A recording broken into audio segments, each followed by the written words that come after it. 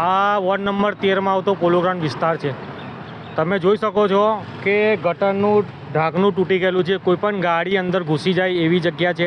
આ તમે જોઈ શકો વડોદરાનો વિકાસ કેવો ચાલી રહ્યો છે। એ વડોદરાનો વિકાસ અમે ભારતીય જનતા પાર્ટીને બતાવીએ છીએ એમની ધ્વજા ફરકાઈને કે આ તમારો વડોદરાનો વિકાસ છે।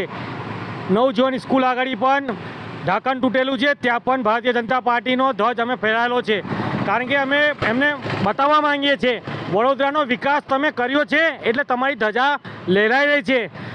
પ્રજાને પણ ખબર પડે, વોર્ડ નંબર 13 માં પણ ખબર પડે।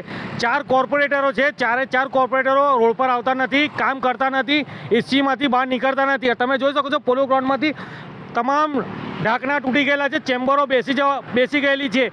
એની રજૂઆત એન્જિનિયર સાહેબને રજૂઆત કરેલી છે, તો એમને કહે કે અમે અમારી પાસે સ્ટાફ નથી પૂરતો, અમને કે 2-3 ચાર્જ આપેલા છે, તો પછી કઈથી એ લોકો કામ કરે? એ લોકોનો પણ વાંક નથી।